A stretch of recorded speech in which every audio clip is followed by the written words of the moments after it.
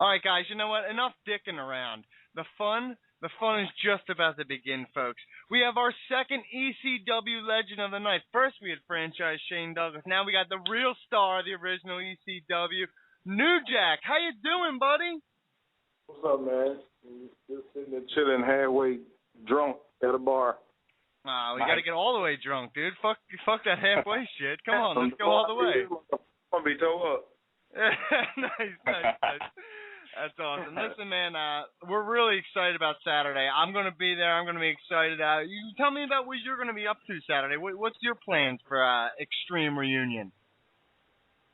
Dude, I have no idea, man. I ain't seen some of these motherfuckers in 10, 11 years, so whatever they come up with, you know what I mean? There's some of them, be glad to see me. Some of them don't want to see me. Some of them don't like me, which I don't give a fuck. So I'm just like, I'm coming up there to make my money and go down to South Street and get drunk and have a good time and hang out with some of my old cats from Philly and ECW. Nice, dude. Oh, I love it, dude. We must have seen you guys live 1,000 times, dude. There is nothing better in this whole entire world than spending a Saturday night in South Philadelphia, dude. After an ECW show, going out and hanging out, it was the best. You miss that, dude? No, I don't miss it. I mean, it was a paycheck. You know what I'm saying? It was a paycheck. I got paid to do it, and then when the company closed, I was done. You know what I mean? I don't sit at home. I might look at something like, oh shit, just to laugh at the way I used to dive on people and try to kill their ass, but I don't miss them motherfuckers. None of them. That's it. Listen, you know what? You're honest. Fuck it, dude. But do you miss the fans at least, dude? You know what? The fans I miss. And I'm going to tell you, it was one fan, which is probably a grown-ass man now. He ran around the corner one day with a prosthetic leg, and he ran into me, and he had a sock and a shoe on, and he threw it to me and said, New Jack, take this to the ring. He said, take this to the ring with you. He said, and I took it to the ring, and I was waiting. I said, I hope don't some one-legged man come hop around the corner in a minute, beat up, bloody, talking about, oh, Lord, I lost my leg. You know what I mean? But, ECW had a crew of fans that was like none other. That's true, man. They're fucking hardcore through and through. Brandon Galvin, you got a question, dude? Yeah, New Jack. Let's dive right into it. The incident with Vic Grimes is what everyone always remembers. They always talk about it. Walk us through what happened that night with those incidents with Vic Grimes. With Vic Grimes, which one? In Connecticut or in XPW? The first, when he fucked you up first, and then fucking when you retaliated. Back up. He didn't fuck me up, bro. Number one, we got up there and he bitched out and didn't want to fucking take the bump with me, and I had to pull him down. And he's like, Jack is too high. I don't want to do it. I'm like, motherfucker, we on national TV, pay-per-view. You're going. So on 3, I snatched him, and he came down, and he ended up landing on my head, and my head hit the floor. And I cracked my fucking skull, and I was blind for goddamn 6 months. He never fucked me up.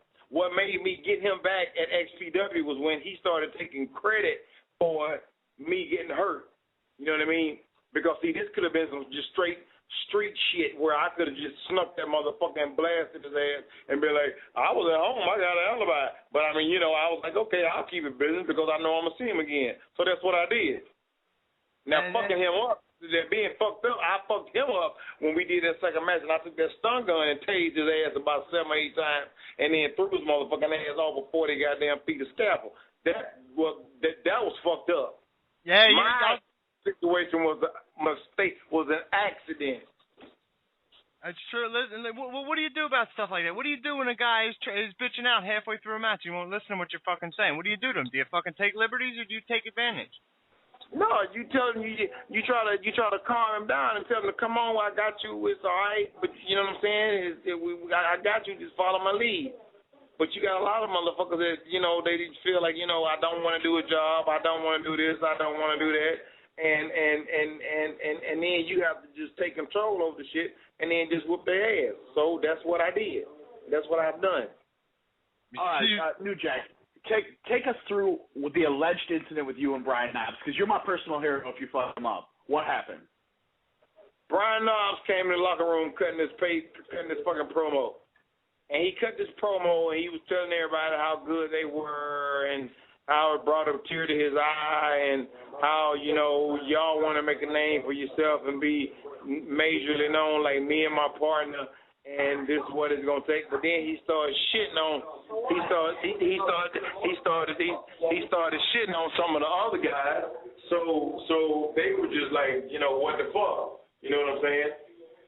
And then my girl had texted me a message and told him, she had told me a message. So when I said, I was replying back to her message, and I started laughing.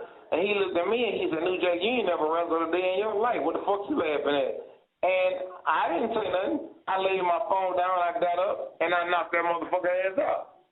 Period. Good night.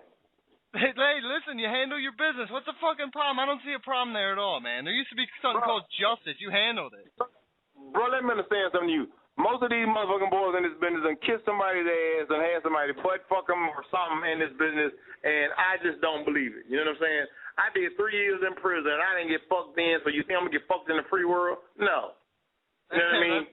So to get a bunch of motherfuckers that kiss Hogan's ass and fucking Eric Bischoff's ass and Bubba the Love Sponge ass, they can all suck my dick because, I ain't kissed nobody's ass to establish my name. And I never went to WCW or WWE, and I am known all over the fucking world. And you know what? You might see me walking down a goddamn boulevard full of goddamn hookers, and they might have my goddamn T-shirt on and my goddamn jacket. And you know what? I wouldn't give a fuck. No, that's what about? Let me ask you something, man. You partnered with Mustafa for a long time. The Gangsters are one of my favorite tag teams ever. You feel good about your relationship with Mustafa still? I don't have a relationship with Mustafa. Me and Mustafa go back as friends years ago, but it was all business. You know what I'm saying? It's been business. You know what I'm saying? When me and Mustafa couldn't do business no more, I had to take it upon myself to go out there and do it on my own. So that's what the fuck I did. And I'm glad that we parted, not the way we parted.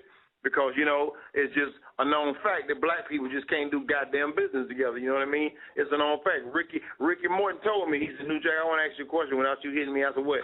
He said, why can't black people do business together? I said, I don't know, Ricky. Why you say that? He said, well, me and Robert hate each other. He said, but me without Robert and Robert without me, he said, we wouldn't be shit. He said, but you and Mustafa are like, you know, peanut butter and jelly. Y'all motherfucking go together. And I said, Ricky, I know. And I said, Mustafa been in the business longer than I have. I said, but Mustafa's acting a fool now, so I got to go out on my own, and that's what the fuck I did.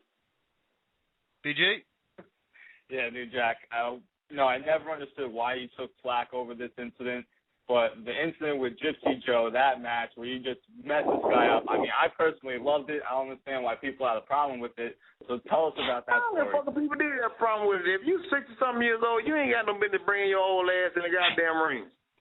You know what I mean? And if you get in the ring with me, this is the deal. It's either going to be a comedy or it's going to be a goddamn, you know, it's going to be a comedy, you know, or a fucking bullshit fake-ass show. Well, I don't do comedy.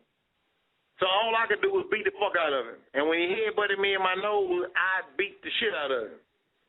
Yeah, you fucking did. You certainly did, dude. Now, what about Saturday? You know what? Brandon Galvin, you got a question? Or Michael Cahill, I'm sorry.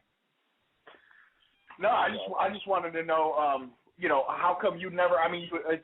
You may have wrestled. How come you never wrestled in WWE or TNA?